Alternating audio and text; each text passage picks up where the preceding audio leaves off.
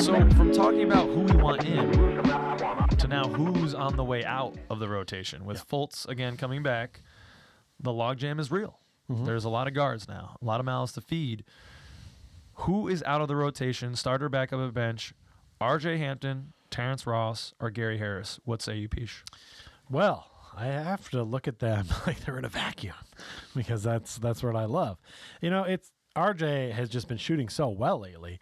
I think he must have been the obvious answer for falling out of rotation and falling into the Iggy Brasdegas spot, being an and one guy off the bench.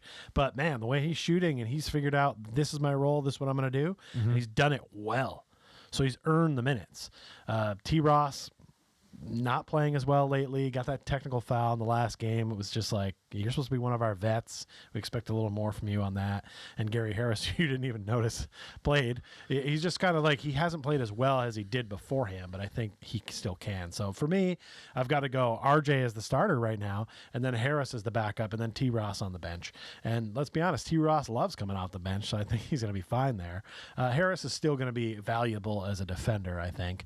And, you know, RJ, we're still kind of learning about him too. He fits the mold of this team, but lately, what I've seen from the past 3 games, I'm thinking, I want him setting up, shooting open threes. He's doing it. So the way that you're interpreting this is the starter is the person that's least likely to be out of the rotation, and the bench, the way you just said it. Oh, sorry. Because you said T. Ross on the bench. No, that makes a lot of sense, because if you're on the bench, you're out of the rotation. Right.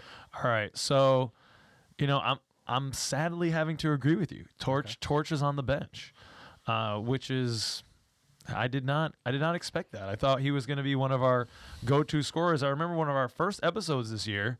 I think we did a Court Cousins challenge where I did something like, games over 16 or 20 points or something crazy that he didn't even come close to. Like, I really thought Terrence Ross was going to come out of the gate as our number 1 scorer, as a number 1 threat, still maybe off the bench, but like could really fill it up. And for some reason, he's just been struggling this year. I know he had some back a few issues. games where he's lit up, but it's very sporadic, and you can't bank on it. Yeah, and he talked about like having those back issues on his podcast, on which, he doesn't have a microphone on his podcast. Terrence, I know you're a big fan of the show. Can you please, this is a $60 microphone. Last time I checked, you're making like $16 million a year. We got extras, bro. We'll send them to you. I'm an audiophile. It's tough for me to listen because he's just speaking through his crappy computer speakers. But it's always a great listen. He loves conspiracy theories, and of course, he talks a lot about the Magic. But magic conspiracy theory? No, not that that's deep. That's kind of what we do. Yeah. Yeah, get out of our lane, all right? Terrence, don't come for us. So with the way he's playing and the lack of a microphone on his podcast, he's definitely on my bench. I think he's out of the rotation right now, sadly, which is I could not believe. Gary Harris is going to be my backup. Right. Like you said a moment ago, I had graduate school for the first half of the last game, and I came back, and I said tonight before we started doing the pod, like, did Gary even play? Like, I don't recall him getting minutes, and it was sparse. And that is...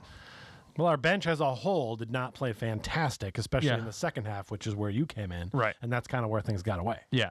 But it's just surprising to me that Gary is out of the rotation so much or getting less minutes, because I don't think a lot of times players play their way into that. But I think Gary has played almost one of our most consistent players with Wendell Carter Jr. Those two up lately, until the All-Star break. I knew what I could depend on for Gary. He was going to knock down that corner 3 every time. If he touched it there, it was going in.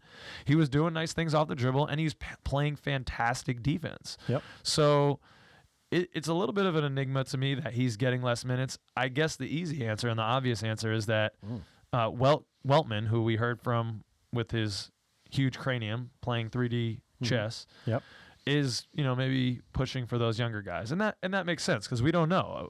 Gary Harris could be on a loaner essentially for the next couple months, and then he could be gone. So he's on an expiring deal, and I can't believe I'm saying this because I've been pretty heavy in the RJ doubt, and even a little bit of the RJ haterade I've been bevving on. But he's going to be my starter.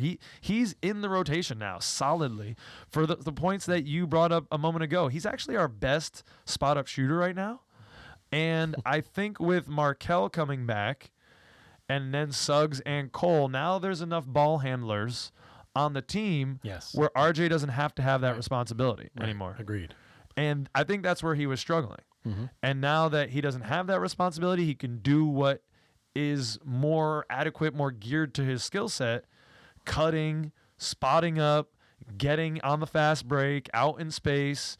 That's where he's going to be deadly. And I think there's a great role for him. I am surprised because I didn't see where his game was going to fit, but it really does seem to be doing so now. Agreed. I'm bummed that we didn't get our ball handler and most growth joke in. We did have a better joke. Yeah, we did have a better joke.